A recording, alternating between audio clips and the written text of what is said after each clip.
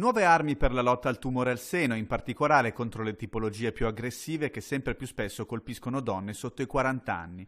Lo IOV, in collaborazione con le università di Padova e Barcellona, ha elaborato per la prima volta al mondo un test da somministrare alle pazienti operate per il tumore HER2. Si tratta di una tipologia che riguarda il 15% circa di tutte le donne colpite dal cancro al seno e che nel 20% dei casi porta a recidive dopo la rimozione chirurgica. Questo test è in grado di mettere in evidenza quali sono quelle donne a più alto rischio di ripresa di malattia e quindi potenzialmente ad aiutarci in futuro a selezionare queste donne per i nuovi farmaci anti-HER2. Sarebbe molto importante poter testare non sulle donne che già guariscono, ma sulle donne per l'appunto che ancora hanno un rischio di ripresa di malattia. Ma novità importanti sono in arrivo anche per il tumore triplo negativo, immune a terapia ormonale e farmaci HER2, che ogni anno in Italia colpisce circa 2000 donne molto giovani, a partire addirittura dai 25 anni. Si è concluso infatti il primo studio per capire l'efficacia dell'immunoterapia abbinata alla chemioterapia su questo tipo di tumore, a partire dalla somministrazione di un potente anticorpo monoclonale.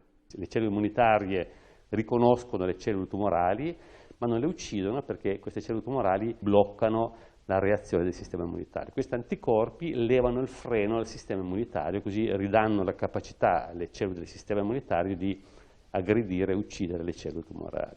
I risultati dello studio, che ha coinvolto 500 donne tra Italia e Inghilterra, saranno disponibili tra 6 mesi.